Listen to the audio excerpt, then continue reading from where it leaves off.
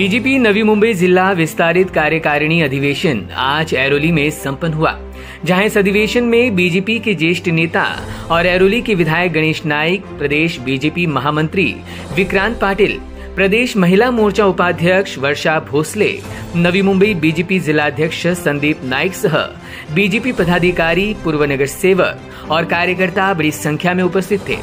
इस दौरान राजनीतिक प्रस्ताव, अभिनंदन प्रस्ताव और नए मतदाता पंजीकरण अभियान के अलावा बीजेपी के संगठन शक्ति और कई स्थानिक मुद्दों पर चर्चा की गई। इस जिला स्तरीय अधिवेशन में नवी मुंबई बीजेपी के संगठन की बड़ी ताकत देखने मिली।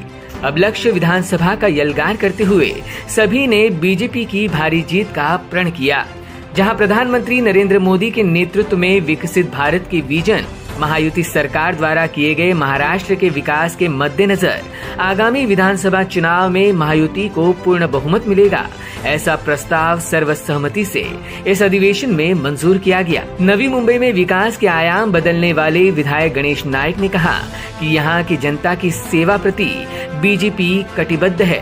बाब असे की ही नवी मुंबई जिल्ह्याच्या विस्तारित कार्यकारिणीची बैठक कौसामध्ये हे नवी मुंबईचं कार्यकर्त्यांचं एक अधिवेशन, यामध्ये आपल्या देशाचे लाडके पंतप्रधान माननीय नरेंद्रजी मोदी यांनी तिसऱ्यांदा देशाचे पंतप्रधान म्हणून शपथ घेतली आणि त्यांनी देशाची मान जगामध्ये उंचावली, त्याबद्दल त्यांचा ठराव या कार्यकारिणीने केला।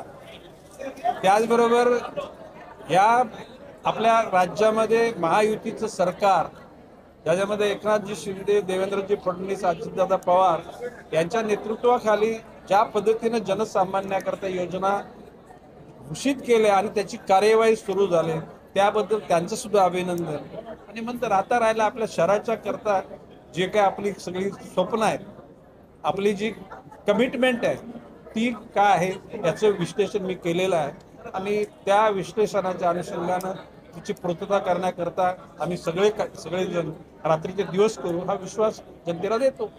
वहीं प्रदेश महामंत्री विक्रांत पाटिल और नवी मुंबई बीजेपी जिलाध्यक्ष संदीप नाइक ने बीजेपी के कार्यों को घर घर पहुंचाने की कार्यकर्ताओं से अपील की। वहीं नवी मुंबई को बीजेपी का गढ़ बताया।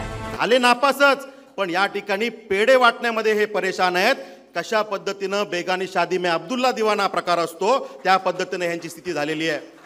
अरे आपण नापास झालो, आपण कमी पडलो, आपली सत्ता येऊ शकली नाही, याचं दुःख, आत्मचिंतन, मनन चिंतन कुठेतरी केलं पाहिजे, ते राहिलं बाजूला। पण भाजपला कशा पद्धतीने आम्ही थोडंसं कमी आणलं, यामध्ये त्यांना आनंद आहे। सत्तेत येण्याचं आता भाग्य आम्हाला लाभणार नाही, त्यांना कळून चुकलेलं आहे आणि म्हणून अशा करंट्या मानसिकतेतून ते काम करतात। आता हा काळ सगळ्यांकरता महत्त्वाचा आहे।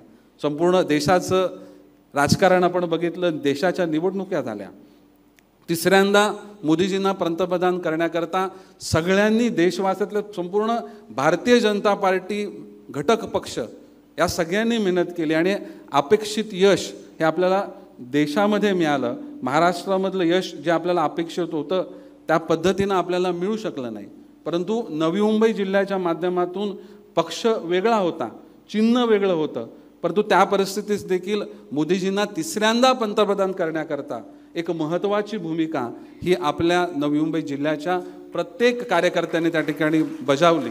आणि हा येणारा कालखंड 2024च्या विधानसभेच्या निवडणुका आणि विधानसभेच्या निवडणुकांनंतर होणाऱ्या महानगरपालिकेच्या निवडणुका, हा टप्पा आपल्याकरता अत्यंत महत्त्वाचा आहे।